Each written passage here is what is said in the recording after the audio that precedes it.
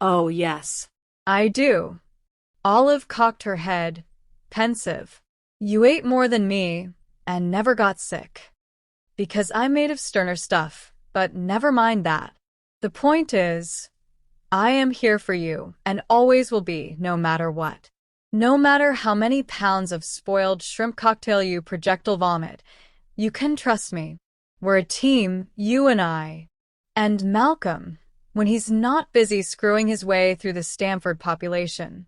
So if Carlson is secretly an extraterrestrial life form planning a takeover of Earth that will ultimately result in humanity being enslaved by evil overlords who look like cicadas, and the only way to stop him is dating him, you can tell me and I'll inform NASA. For God's sake. Olive had to laugh. It was just a date. Ann looked pained. I just don't understand. Because it doesn't make sense. I know, but there is nothing to understand. It's just. We went on a date. But why? Oh well, you're beautiful and smart and funny and have excellent taste in knee socks. Why would you go out with Adam Carlson? Olive scratched her nose. Because he is. It cost her to say the word. Oh, it cost her. But she had to. Nice. Nice. Ann's eyebrows shot up so high they almost merged with her hairline. She does look extra cute today, Olive reflected, pleased. Adam asked Carlson. Well, yeah, he is. Olive looked around, as if help could come from the oak trees, or the undergrads rushing to their summer classes. When it didn't seem forthcoming, she just finished lamely, he is a nice asshole, I guess. Ann's expression went straight up, disbelieving. Okay, so you went from dating someone as cool as Jeremy to going out with Adam Carlson. Perfect. This was exactly the opening Olive had wanted. I did. And happily, because I never cared that much about Jeremy. Finally, some truth in this conversation. It wasn't that hard to move on, honestly. Which is why, please, Ann, put that boy out of his misery. He deserves it, and above all, you deserve it. I bet he's on campus today. You should ask him to accompany you to that horror movie festival so I don't have to come with you and sleep with the lights on for the next 6 months. This time Ann blushed outright. She looked down at her hands, picked at her fingernails, and then she began to fiddle with the hem of her shorts before saying, I don't know. Maybe. I mean, if you really think that. The sound of an alarm went off from Ann's pocket, and she straightened to pull out her phone. Crap, I've got a diversity and STEM mentoring meeting, and then I have to run 2 essays. She stood, picking up her backpack. Want to get together for lunch? Can't. Have a TA meeting. Olive smiled. Maybe Jeremy's free, though. Ann rolled her eyes, but the corners of her mouth were curving up. It made Olive more than a little happy. So happy that she didn't even flip her off when Ann turned around from the path and asked, Is he blackmailing you? Huh. Carlson.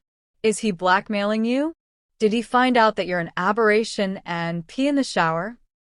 First of all, it's time efficient. Olive glared. Second, I find it oddly flattering that you'd think Carlson would go to these ridiculous lengths to get me to date him. Anyone would, OL. Because you're awesome. Ann grimaced before adding, except when you're peeing in the shower. Jeremy was acting weird, which didn't mean much, since Jeremy had always been a bit awkward, and having recently split from Olive to date her best friend was not going to make him any less so, but today he seemed even weirder than usual. He came into the campus coffee shop, a few hours after Olive's conversation with Ann, and proceeded to stare at her for 2 good minutes. Then 3. Then 5. It was more tension than he'd ever paid to Olive, yes, including their dates. When it got borderline ridiculous, she lifted her eyes from her laptop and waved at him. Jeremy flushed, grabbed his latte from the counter, and found a table for himself. Olive went back to rereading her 2-line email for the 70th time. Today, 10:12 a.m. From Olive-Smith at Stanford, edu. 2. Tom-Benton at Harvard, edu. Subject: Pancreatic Cancer Screening Project. Dr. Benton, thank you for your response. Chatting in person would be fantastic. What day will you be at Stanford? Let me know when it's most convenient for you to meet. Sincerely, Olive. Not 20 minutes later, a fourth year who worked with Dr. Holden Rodriguez over in pharmacology came in and took a seat next to Jeremy. They immediately started whispering to each other and pointing at Olive. Any other day, she would have been concerned and a little upset, but Dr. Benton had already answered her email, which took priority over anything else, really. Today, 10:26 a.m. from Tom-Benton at Harvard, edu. 2, Olive-Smith at Stanford, edu. Subject: Pancreatic Cancer Screening Project. Olive, I'm on sabbatical from Harvard this semester, so I'll be staying for several days. A Stanford collaborator and I were just awarded a large grant, and we'll be meeting to talk about setup, etc. Okay if we play it by ear once I'm there? Cheers, TB. Sent from my iPhone. Yes.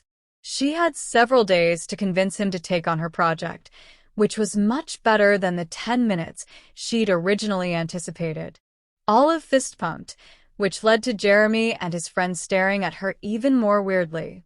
What was up with them, anyway?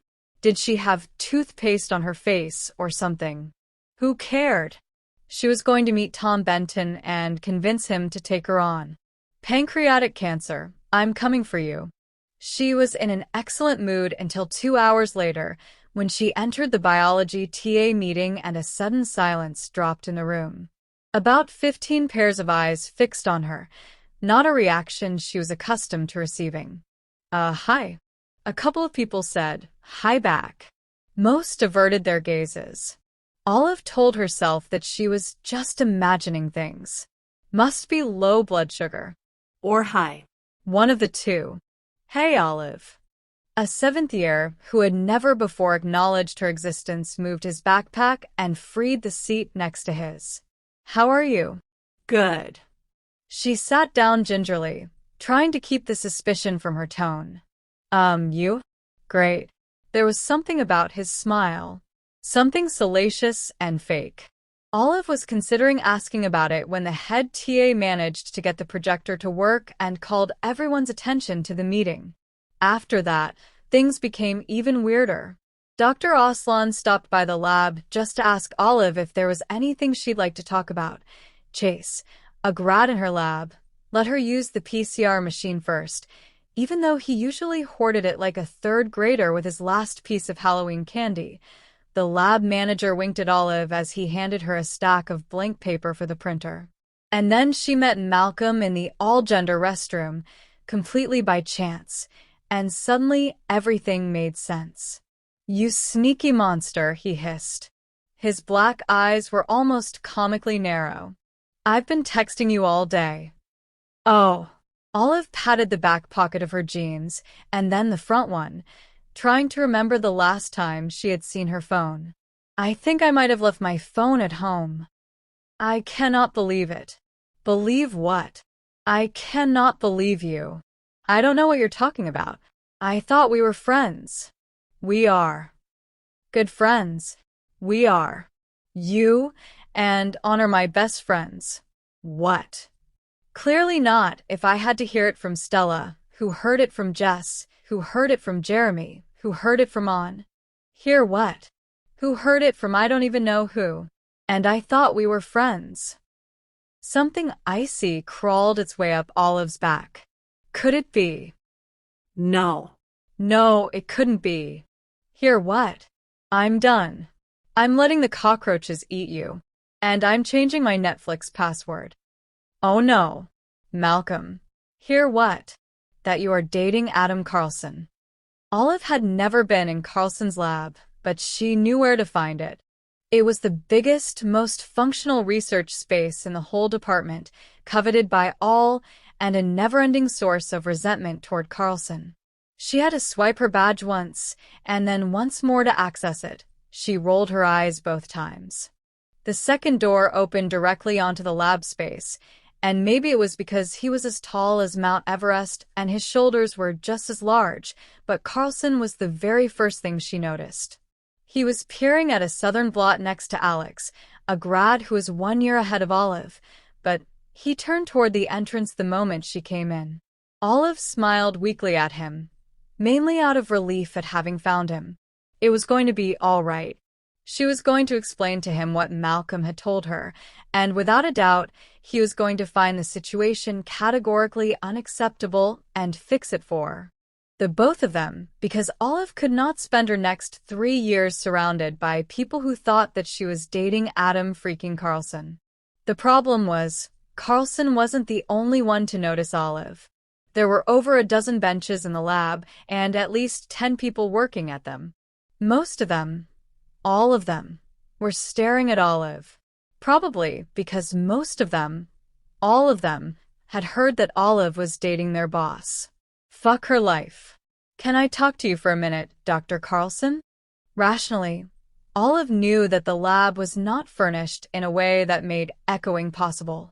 Still, she felt as though her words bounced off the walls and repeated about 4 times. Carlson nodded, nonplussed, and handed the southern blot to Alex before heading in her direction. He appeared either unaware or uncaring that approximately 2/3 of his lab members were gaping at him. The remaining ones seemed to be on the verge of a hemorrhagic stroke.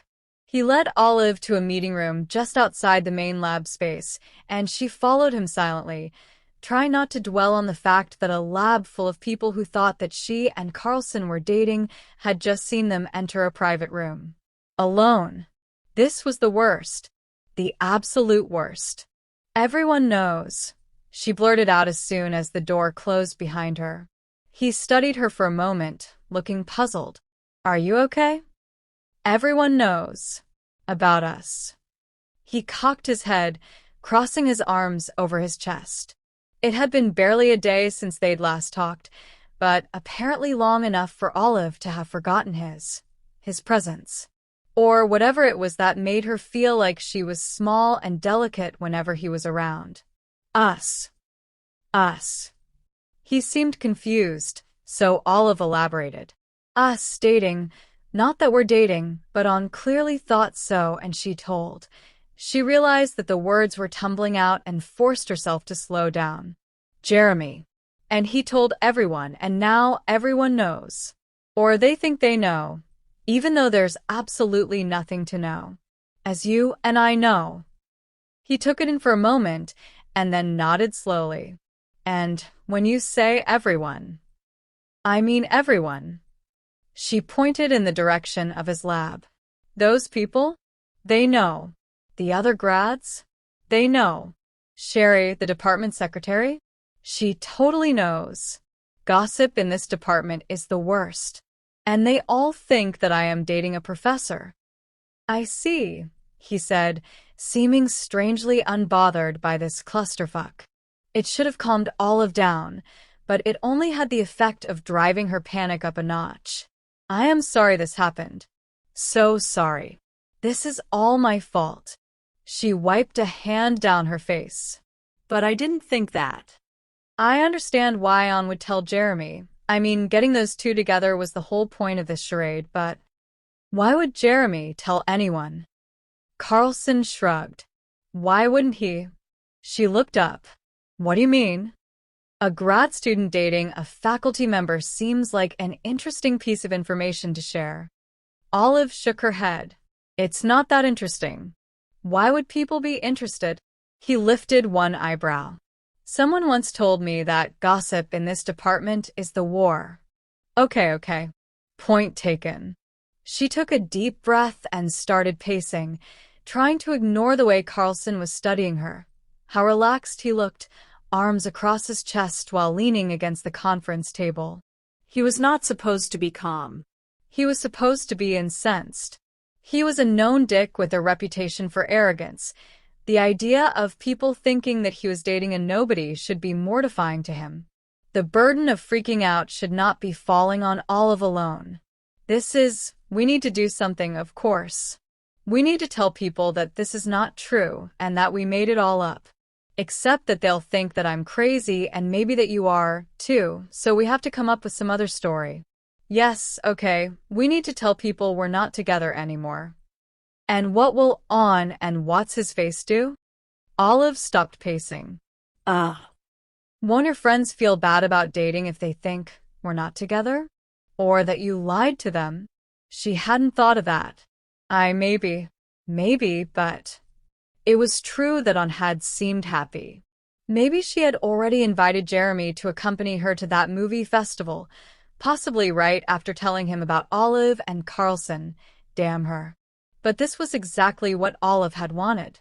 Are you going to tell her the truth? She let out a panicked sound. I can't. Not now. God. Why did Olive ever agree to date Jeremy? She wasn't even into him. Yes, the Irish accent and the ginger hair were cute, but not worth any of this. Maybe we can tell people that I broke up with you? That's very flattering, Dr. Carlson deadpanned. She couldn't quite figure out if he was joking. Fine. We can say that you broke up with me. Because that sounds credible, he said drily, almost below his breath. She was not sure she'd heard him correctly, and had no idea what he might mean, but she was starting to feel very upset. Fine. She had been the one to kiss him first. God, she'd kissed Adam Carlson. This was her life. These were her choices, but his actions in the break room the day before surely hadn't helped matters. He could at least display some concern. There was no way he was okay with everyone believing that he was attracted to some random girl with 1.5 publications. Yes, that paper she had revised and resubmitted 3 weeks ago counted as half. What if we tell people that it was a mutual breakup? He nodded. Sounds good. Olive perked up. Really? Great then. We could ask Sherry to add it to the departmental newsletter. What? Or, do you think a public announcement before seminar would be better? No. No, maybe we should ask IT to put it on the Stanford homepage. That way people would know. Okay, fine. I get it. He looked at her evenly for a moment, and when he spoke, his tone was reasonable in a way she would never have expected of Adam. Ask Carlson. If what bothers you is that people are talking about you dating a professor, the damage is done, I'm afraid. Telling everyone that we broke up is not going to undo the fact that they think we dated. Olive's shoulders slumped. She hated that he was right. Okay then. If you have any ideas on how to fix this mess, by all means I am open to. You could let them go on thinking it. For a moment, she thought she hadn't heard him correctly. What? You can let people go on thinking that we're dating. It solves your problem with your friend and what's his face, and you don't have much to lose, since it sounds like from a reputation standpoint. He said the word reputation, rolling his eyes a little, as if the concept of caring about what others thought were the dumbest thing since homeopathic antibiotics. Things cannot get any worse for you. This was out of everything. In her life, Olive had never. What? She asked again feebly. He shrugged. Seems like a win-win to me. It so did not to Olive. It seemed like a lose-lose and then lose again and then lose some more type of situation. It seemed insane. You mean, forever? She thought her voice came out whiny, but it was possible that it was just an effect of the blood pounding in her head. That sounds excessive. Maybe until your friends are not dating anymore? Or until they're more settled. I don't know. Whatever works best, I guess. He was serious about this. He was not joking. Are you not? Olive had no idea how to even ask it. Married or something? He must have been in his early 30s. He had a fantastic job. He was tall with thick, wavy black hair, clearly smart, even attractive looking. He was built. Yeah, he was a moody dick, but some women wouldn't mind it. Some women might even like it. He shrugged. My wife and the twins won't mind. Oh, shit. Olive felt a wave of heat wash over her. She blushed crimson and then almost died of shame because, God, she had forced a married man, a father, to kiss her. Now people thought that he was having an affair. His wife was probably crying into her pillow. His kids would grow up with horrible daddy issues and become serial killers. Oh my God, I didn't. I am so sorry. Just kidding. I really had no idea that you... Olive. I was joking. I'm not married. No kids. A wave of relief crashed into her, followed by just as much anger. Dr. Carlson, this is not something you should joke. You really need to start calling me Adam, since we've reportedly been dating for a while. Olive exhaled slowly, pinching the bridge of her nose. Why would you even? What would you even get out of this? Out of what? Pretending to date me. Why do you care? What's in it for you? Dr. Carlson, Adam, opened his mouth, and for a moment Olive had the impression that he was going to say something important. But then he averted his gaze, and all that came out was, it would help you out. He hesitated for a moment. And I have my own reasons. She narrowed her eyes. What reasons? Reasons. If it's criminal, I'd rather not be involved. He smiled a bit. It's not. If you don't tell me, I have no choice but to assume that it entails kidnapping, or arson, or embezzlement. He seemed preoccupied for a moment, fingertips drumming against a large biceps. It considerably strained his shirt. If I tell you, it cannot leave this room. I think we can both agree that nothing that has happened in this room should ever leave it. Good point, he conceded. He paused, sighed, chewed on the inside of his cheek for a second, sighed again. Okay, he finally said, sounding like a man who knew that he was going to regret speaking the second he opened his mouth. I'm considered a flight risk. Flight risk. God, he was a felon on parole. A jury of his peers had convicted him for crimes against grad students. He'd probably whacked someone on the head with a microscope for mislabeling peptide samples. So it is something criminal. What? No.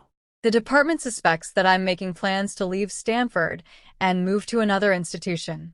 Normally, it wouldn't bother me, but Stanford has decided to freeze my research funds. Oh. Not what she'd thought. Not at all. Can they? Yes. Well, up to 1/3 of them. The reasoning is that they don't want to fund the research and further the career of someone who, they believe, is going to leave anyway. But if it's only 1/3, it's millions of dollars, he said levelly, that I had earmarked for projects that I plan to finish within the next year. Here, at Stanford. Which means that I need those funds soon. Oh. Come to think of it, Olive had been hearing scuttlebutt about Carlson being recruited by other universities since her first year. A few months earlier, there had even been a rumor that he might go work for NASA. Why do they think that? And why now? A number of reasons. The most relevant is that a few weeks ago, I was awarded a grant, a very large grant, with a scientist at another institution. That institution had tried to recruit me in the past, and Stanford sees the collaboration as an indication that I am planning to accept. He hesitated before continuing. More generally, I have been made aware that the optics are that I have not put down roots because I want to be able to flee Stanford at the drop of a hat. Roots. Most of my grads will be done within the year. I have no extended family in the area. No wife, no children. I'm currently renting. I'd have to buy a house just to convince the department that I'm committed to staying, he said, clearly irritated. If I was in a relationship, that would really help. Okay. That made sense. But have you considered getting a real girlfriend? His eyebrow lifted. Have you considered getting a real date? Touché. Olive fell silent and studied him for a few moments, letting him study her in return. Funny how she used to be scared of him. Now he was the only person in the world who knew about her worst fuck-up ever, and it was hard to feel intimidated. Even harder, after discovering that he was the kind of person who'd be desperate enough to pretend to date someone to get his research funds back. Olive was sure that she would do the exact same for the opportunity to finish her study on pancreatic cancer, which made Adam seem oddly relatable. And if he was relatable, then she could go ahead and fake date him, right? No. Yes. No. What? She was crazy for even considering this. She was certifiably mental, and yet she found herself saying, it would be complicated. What would be? To pretend that we're dating. Really? It would be complicated to make people think that we're dating. Oh, he was impossible. Okay, I see your point.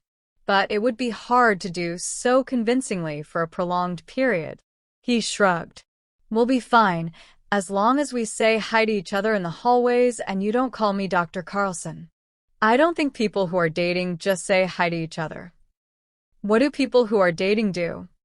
It beat Olive. She had gone on maybe 5 dates in her life, including the ones with Jeremy, and they had ranged from moderately boring to anxiety-inducing to horrifying, mostly when a guy had monologued about his grandmother's hip replacement in frightening detail. She would have loved to have someone in her life, but she doubted it was in store for her. Maybe she was unlovable. Maybe spending so many years alone had warped her in some fundamental way, and that was why she seemed to be unable to develop a true romantic connection, or even the type of attraction she often heard others talk about. In the end, it didn't really matter. Grad school and dating went poorly together anyway, which was probably why Dr. Adam Carlson, MacArthur Fellow and genius extraordinaire, was standing here at 30-something years old, asking Olive what people did on dates. Academics, ladies and gentlemen. Things. Stuff. Olive racked her brain. People go out and do activities together, like apple picking or those paint and sip things. Which are idiotic, Olive thought. Which are idiotic, Adam said, gesturing dismissively with those huge hands of his. You could just go on and tell her that we went out and painted a Monet. Sounds like she'd take care of letting everyone else know. Okay, first of all, it was Jeremy. Let's agree to blame Jeremy. And it's more than that, Olive insisted. People who date, they talk. A lot. More than just greetings in the hallway. They know each other's favorite colors and where they were born, and they hold hands. They kiss. Adam pressed his lips together as if to suppress a smile. We could never do that. A fresh wave of mortification crashed into Olive. I am sorry about the kiss. I really didn't think, and he shook his head. It's fine. He did seem uncharacteristically indifferent to the situation, especially for a guy who was known to freak out when people got the atomic number of selenium wrong. No, he wasn't indifferent. He was amused. Olive cocked her head. Are you enjoying this? Enjoying is probably not the right word, but you have to admit that it's quite entertaining. She had no idea what he was talking about. There was nothing entertaining about the fact that she had randomly kissed a faculty member because he was the only person in the hallway, and that, as a consequence of that spectacularly idiotic action, everyone thought she was dating someone she'd met exactly twice before today. She burst into laughter and folded into herself before her train of thought was even over, overwhelmed by the sheer improbability of the situation. This was her life. These were the results of her actions. When she could finally breathe again, her abs hurt and she had to wipe her eyes. This is the worst. He was smiling, staring at her with a strange light in his eyes. And would you look at that? Adam Carlson had dimples. Cute ones. Yep. And it's all my fault. Pretty much. I kind of yanked Dawn's chain yesterday, but yeah, I'd say that it's mostly your fault. Fake dating. Adam Carlson. Olive would have to be a lunatic. Wouldn't it be a problem that you're faculty and I'm a graduate student? He tilted his head, going serious. It wouldn't look great, but I don't think so, no. Since I have no authority whatsoever over you and am not involved in your supervision. But I can ask around. It was an epically bad idea. The worst idea ever entertained in the epically bad history of bad ideas.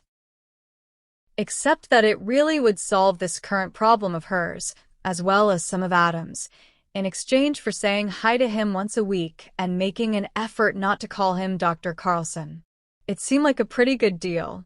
Can I think about it? Of course, he said calmly, reassuringly. She hadn't thought he'd be like this. After hearing all the stories and seeing him walk around with that perpetual frown of his, she really hadn't thought he'd be like this. Even if she didn't quite know what this even meant. And thank you, I guess, for offering. Adam. She added the last word like an afterthought, trying it out on her lips. It felt weird, but not too weird. After a long pause, he nodded. No problem. Olive. Chapter 3. Hypothesis. A private conversation with Adam Carlson will become 150% more awkward after the word sex is uttered. By me. 3 days later, Olive found herself standing in front of Adam's office. She'd never been there before, but she had no problem finding it. The student scurrying out with misty eyes and a terrified expression was a dead giveaway. Not to mention that Adam's door was the only one in the hallway completely devoid of pictures of kids, pets, or significant others. Not even a copy of his article that had made the cover of Nature Methods, which she knew about from looking him up on Google Scholar the previous day. Just dark brown wood and a metal plaque that read, Adam J. Carlson, Ph.D. Maybe the J stood for jackass. Olive had felt a bit like a creep the night before, scrolling down his faculty webpage and going through his list of 10 million publications and research grants, staring at a picture of him clearly taken in the middle of a hiking trip and not by Stanford's official photographer. Still, she'd quickly quashed the feeling, telling herself that a thorough academic background check was only logical before embarking on a fake dating relationship. She took a deep breath before knocking and then another between Adam's come in, and the moment she finally managed to force herself to open the door. When she entered the office, he didn't immediately look up and continued typing on his iMac.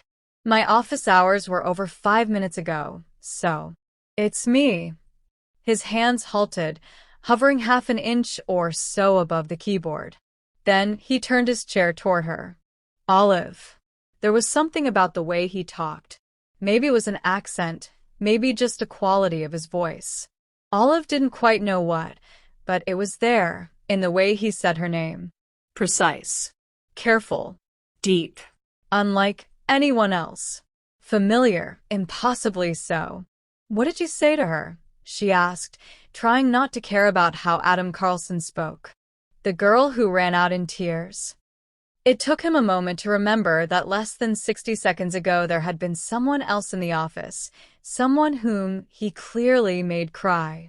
I just gave her feedback on something she wrote. Olive nodded, silently thanking all the gods that he was not her advisor and never would be, and studied her surroundings. He had a corner office, of course. 2 windows that together must total 70,000 square meters of glass, and so much light, just standing in the middle of the room would cure 20 people's seasonal depression. It made sense, what with all the grant money he brought in, what with the prestige, that he'd been given a nice space. Olive's office, on the other hand, had no windows and smelled funny, probably because she shared it with 3 other PhD students, even though it was meant to accommodate 2 at the most. I was going to email you. I talked to the dean earlier today, Adam told her, and she looked back at him. He was gesturing to the chair in front of his desk. Olive pulled it back and took a seat. About you. Oh. Olive's stomach dropped. She'd much rather the dean didn't know about her existence. Then again, She'd also rather not be in this room with Adam Carlson, have the semester begin in a handful of days, have climate change be a thing. And yet, well, about us, he amended. And socialization regulations. What did she say? There's nothing against you and me dating, since I'm not your advisor. A mix of panic and relief flooded through Olive. However, there are some issues to consider. I won't be able to collaborate with you in any formal capacity. And I'm part of the program's awards committee, which means that I'll have to excuse myself if you are nominated for fellowships or similar opportunities. She nodded. Fair enough. And I absolutely cannot be part of your thesis committee. Olive huffed out a laugh. That won't be a problem. I wasn't going to ask you to be on my committee. He narrowed his eyes. Why not? You study pancreatic cancer, right? Yep. Early detection. Then your work would benefit from the perspective of a computational modeler. Yeah, but there are other computational modelers in the department. And I'd like to eventually graduate, ideally, without sobbing in a bathroom stall after each committee meeting. He glared at her. Olive shrugged. No offense. I'm a simple girl with simple needs. To that, he lowered his gaze to his desk, but not before Olive could see the corner of his mouth twitch. When he looked up again, his expression was serious. So, have you decided? She pressed her lips together as he watched her calmly. She took a deep breath before saying, Yes. Yes, I want to do it. It's a good idea, actually. For so many reasons. It would get On and Jeremy off her back, but also everyone else. It was as if since the rumor had begun to spread, people had been too intimidated by Olive to give her the usual shit. The other TAs had quit trying to switch her nice 2 p.m. sections with their horrifying 8 a.m. ones. Her lab mates had stopped cutting in front of her in the line for the microscope, and 2 different faculty members Olive had been trying to get a hold of for weeks had finally deigned to answer her emails. It felt a little unfair to exploit this huge misunderstanding, but academia was a lawless land and Olive's life in it had been nothing but miserable for the past 2 years. She had learned to grab whatever she could get away with. And if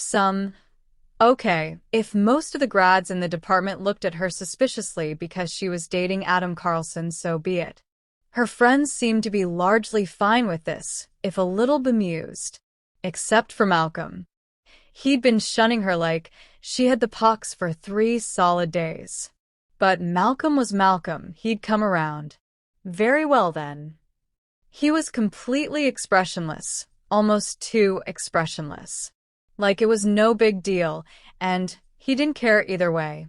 Like if she'd said no, it wouldn't have changed anything for him. Though, I've been thinking about this a lot. He waited patiently for her to continue.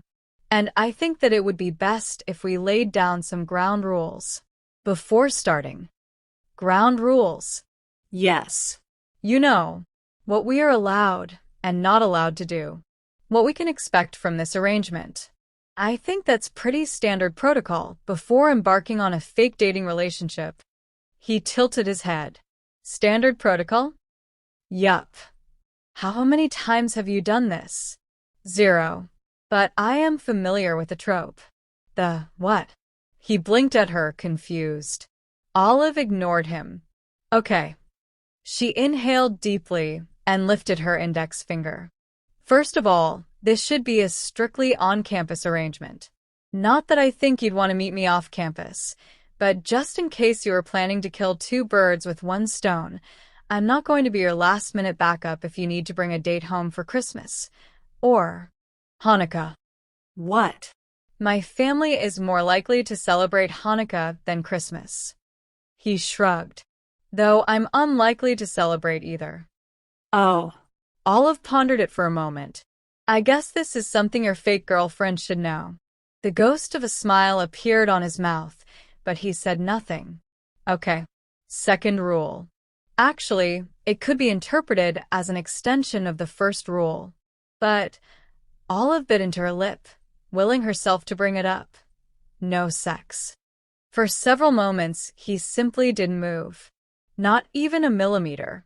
Then his lips parted, but no sound came out, and that's when Olive realized that she had just rendered Adam Carlson speechless.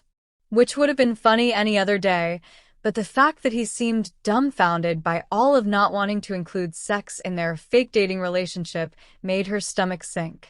Had he assumed that they would? Was it something she'd said? Should she explain that she'd had very little sex in her life? That for years she'd wondered whether she was asexual, and she had realized only recently that she might be able to experience sexual attraction, but only with people she trusted deeply? That if for some inexplicable reason Adam wanted to have sex with her, she wasn't going to be able to go through with it? Listen, she made to stand from the chair, panic rising in her throat. I'm sorry, but if one of the reasons you offered to fake date is that you thought that we would. No, the word half exploded out of him. He looked genuinely appalled. I'm shocked that you'd even feel the need to bring it up. Oh. Olive's cheeks heated at the indignation in his voice. Right. Of course he didn't expect that. Or even want that with her. Look at him. Why would he? I'm sorry, I didn't mean to assume. No, it makes sense to be upfront. I was just surprised. I know. Olive nodded. Honestly, she was a little surprised, too. That she was sitting in Adam Carlson's office talking about sex. Not the meiosis kind of sex, but potential sexual intercourse between the two of them. Sorry. I didn't mean to make things weird. It's okay. This whole thing is weird. The silence between them stretched, and Olive noticed that he was blushing faintly. Just a dusting of red, but he looked so. Olive couldn't stop staring. No sex, he confirmed with a nod. She had to clear her throat and shake herself out of inspecting the shape and color of his cheekbones. No sex, she repeated. Okay. Third. It's not really a rule, but here goes. I won't date anyone else. As in real dating. It would be messy and complicate everything and Olive hesitated. Should she tell him? Was it too much information? Did he need to know? Oh, well. Why not, at this point? It wasn't like she hadn't kissed the man or brought up sex in his place of work. I don't date anyway. Jeremy was an exception. I've never dated seriously before, and it's probably for the best. Grad school is stressful enough, and I have my friends and my project on pancreatic cancer, and honestly, there's better things to use my time for. The last few words came out more defensively than she'd intended. Adam just stared and said nothing. But you can date, of course, she added hastily. Though I'd appreciate it if you could avoid telling people in the department, just so I don't look like an idiot and you don't look like you're cheating on me and rumors don't balloon out of control. It would benefit you, too, since you're trying to look like you're in a committed relationship. I won't. Okay. Great. Thanks. I know lying by omission can be a pain, but I mean, I won't date someone else. There was a certainty, a finality in his tone that took her by surprise.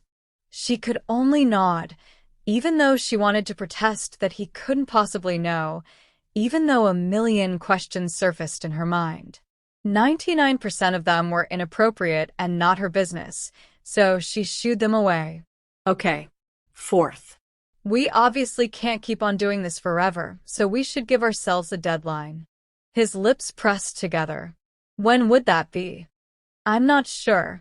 A month or so would probably be enough to convince on that I'm firmly over Jeremy. But it might not be enough on your end, so you tell me. He mulled it and then nodded once. September 29th. It was a little over a month from now. But also, that's a weirdly specific date. Olive racked her head, trying to figure out why it could be meaningful. The only thing that came to mind was that she'd be in Boston that week for the annual biology conference. It's the day after the department's final budget review. If they don't release my funds by then, they won't release them at all. I see. Well, then, let's agree that on September 29th we part ways. I'll tell him that our breakup was amicable, but that I'm a little sad about it because I still have a bit of a crush on you. She grinned at him. Just so she won't suspect that I'm still hung up on Jeremy. Okay. She took a deep breath. Fifth and last. This was the tricky one. The one she was afraid he'd object to. She noticed that she was wringing her hands and placed them firmly in her lap. For this to work, we should probably do things together. Every once in a while. Things. Stuff. Stuff, he repeated dubiously. Yep. Stuff. What do you do for fun? He was probably into something atrocious, like cow-tipping excursions or Japanese beetle fighting. Maybe he collected porcelain dolls. Maybe he was an avid geocacher. Maybe he frequented vaping conventions. Oh God. Fun, he repeated, like he'd never heard the word before. Yeah. What do you do when you're not at work? The length of time that passed between Olive's question and his answer was alarming. Sometimes I work at home, too. And I work out. And I sleep. She had to actively stop herself from face-palming. Great. Anything else? What do you do for fun? He asked somewhat defensively.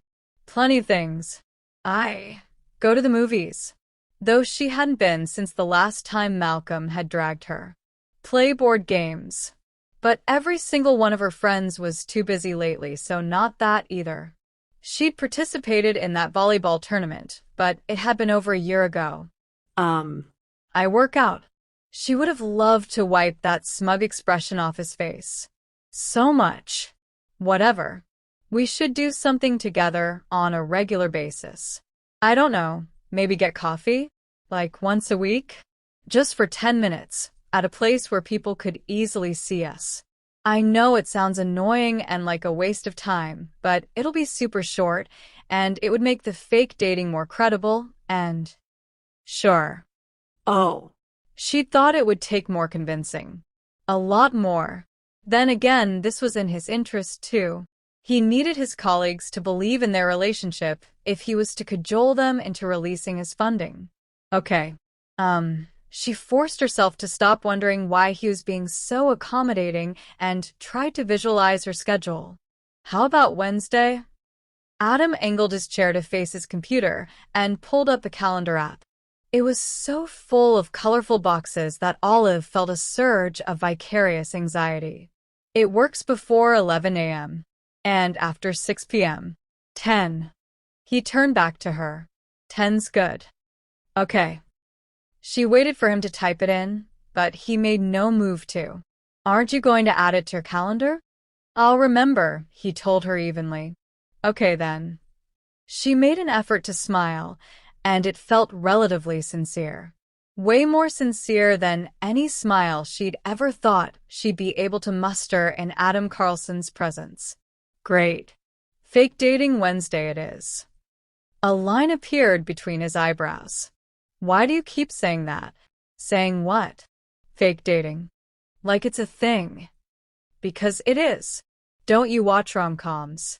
He stared at her with a puzzled expression until she cleared her throat and looked down at her knees. Right. God, they had nothing in common. They'd never find anything to talk about. Their 10-minute coffee breaks were going to be the most painful, awkward parts of her already painful, awkward weeks. But Alm was going to have her beautiful love story, and Olive wouldn't have to wait for ages to use the electron microscope. That was all that mattered. She stood and thrust her hand out to him, figuring that every fake dating arrangement deserved at least a handshake. Adam studied it hesitantly for a couple of seconds. Then he stood and clasped her fingers. He stared at their joined hands before meeting her eyes, and Olive ordered herself not to notice the heat of his skin, or how broad he was, or anything else about him. When he finally let go, she had to make a conscious effort not to inspect her palm. Had he done something to her? It sure felt like it. Her flesh was tingling. When do you want to start? How about next week? It was Friday. which meant that she had fewer than 7 days to psychologically prepare for the experience of getting coffee with Adam Carlson. She knew that she could do this. If she had worked her way up to a 97th percentile on the verbal portion of the GRE, she could do anything or as good as, but it still seemed like a horrible idea. Sounds good. It was happening. Oh God. Let's meet at the Starbucks on campus. It's where most of the grads get coffee. Someone's bound to spot us. She headed for the door, pausing to glance back at Adam.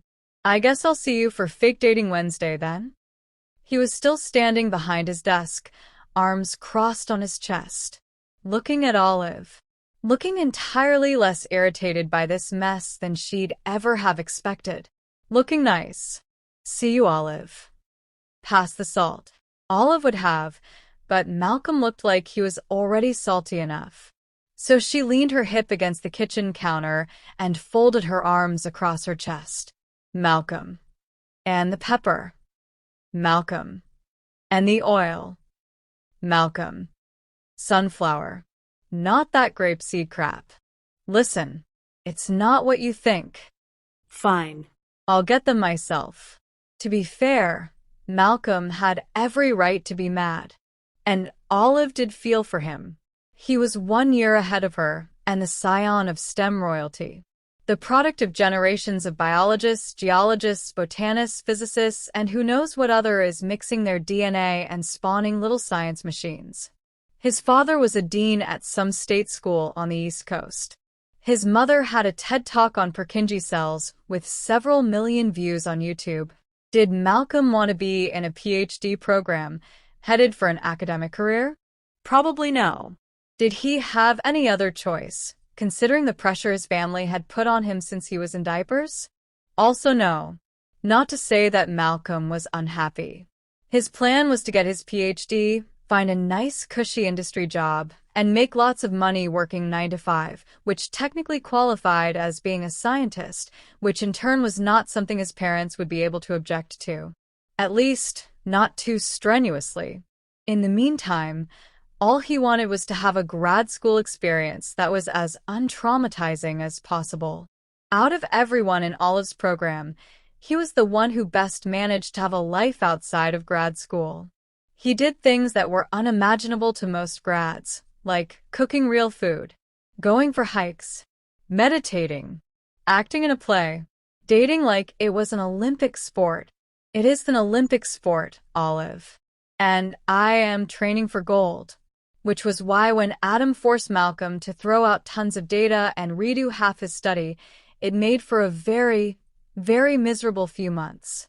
In retrospect, that might have been when Malcolm started wishing a plague on the Carlson house. He had been rehearsing for Romeo and Juliet at the time. Malcolm, can we please talk about this? We're talking. No, you are cooking and I am just standing here, trying to get you to acknowledge that you are mad because Adam. Malcolm turned away from his casserole, wagging his finger in Olive's direction. Do not say it. Do not say what? You know what. Adam Carl? Do not say his name. She threw her hands up. This is crazy. It's fake, Malcolm. He went back to chopping the asparagus. Pass the salt. Are you even listening? It's not real. And the pepper, and the relationship, it's fake. We're not really dating. We're pretending so people will think that we're dating. Malcolm's hands stopped mid-chop. What? You heard me. Is it a friends with benefits arrangement? Because. No. It's the opposite. There are no benefits. 0 benefits. 0 sex. 0 friends, too. He stared at her, narrow-eyed. To be clear, oral and butt stuff totally counts as sex. Malcolm. He took a step closer, grabbing a dish rag to wipe his hands, nostrils flaring. I'm scared to ask. I know it sounds ridiculous. He's helping me out by pretending we're together because I lied to Ann, and I need her to feel okay about dating Jeremy. It's all fake. Adam and I have talked exactly. She decided on the spot to omit any information pertinent to the night. 3 times, and I know nothing about him. Except that he's willing to help me handle this situation, and I jumped at the chance. Malcolm was making that face, the one he reserved for people who wore sandals paired with white socks. He could be a little scary, she had to admit. Wow. There was a vein pulsating on his forehead. Oh well, this is breathtakingly stupid. Maybe. Yes. Yes, it was. But it is what it is. And you have to support me in my idiocy, because you and Honor my best friends. Isn't Carlson your best friend now? Come on, Malcolm. He's an ass. But he's actually been pretty nice to me, and I'm not even, he grimaced. I'm not going to address this. She sighed. Okay. Don't address this. You don't have to. But can you just not hate me? Please? I know he's been a nightmare to half the grads in the program, you included. But he's helping me out. You and Honor the only ones I care about knowing the truth. But I can't tell on. For obvious reasons. For obvious reasons, she finished at the same time and smiled. He just shook his head disapprovingly, but his expression had softened. OL. You're amazing. And kind, way too kind. You should find someone better than Carlson. Someone to date for real. Yeah, right. She rolled her eyes. Because it went so well with Jeremy. Who, by the way, I only agreed to date following your advice.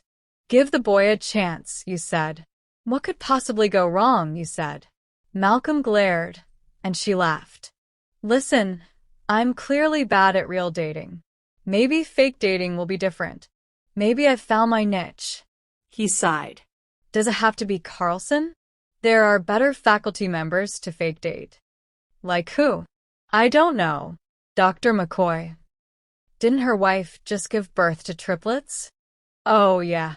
What about Holden Rodriguez? He's hot. Cute smile, too. I would know. He always smiles at me. Olive burst into laughter. I could never fake date Dr. Rodriguez. Not with how assiduously you've been thirsting after him for the past 2 years. I have, haven't I? Did I ever tell you about the serious flirting that happened between us at the undergrad research fair? I'm pretty sure he winked at me multiple times from the other side of the room. Now, some say he just had something in his eye, but... Me. I said that he probably had something in his eye. And you tell me about it every other day. Right. He sighed. You know, OL, I would have fake dated you myself in a heartbeat, to spare you from goddamned Carlson. I would have held hands with you, and given you my jacket when you were cold, and very publicly gifted you chocolate roses and teddy bears on Valentine's Day. How refreshing to talk with someone who'd watched a rom-com. Or 10. I know. But you also bring home a different person every week, and you love it, and I love that you love it. I don't want to cramp your style. Fair. Malcolm looked pleased, whether at the fact that he really did get around a fair bit or at Olive's thorough understanding of his dating habits. She wasn't sure. Can you please not hate me then? He tossed the kitchen cloth onto the counter and stepped closer. OL. I could never hate you. You'll always be my Kalamata. He pulled her into his chest, hugging her tight. At the beginning, when they'd just met, Olive had been constantly disoriented by how physical he was, probably because it had been years since she'd experienced such affectionate contact. Now, Malcolm's hugs were her happy place. She laid her head on his shoulder and smiled into the cotton of his t-shirt. Thanks. Malcolm held her tighter. And I promise if I ever bring Adam home, I'll put a sock on my door, ouch. You evil creature. I was kidding. Wait. Don't leave. I have something important to tell you. He paused by the door, scowling.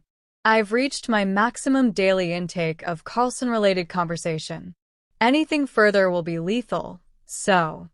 Tom Benton, the cancer researcher from Harvard, reached out to me. It's not decided yet, but he might be interested in having me in his lab next year. Oh my God. Malcolm walked back to her, delighted. Oh well, this is amazing. I thought none of the researchers you contacted had gotten back to you. Not for the longest time. But now Benton has, and you know how famous and well-known he is. He probably has more research funds than I could ever dream of.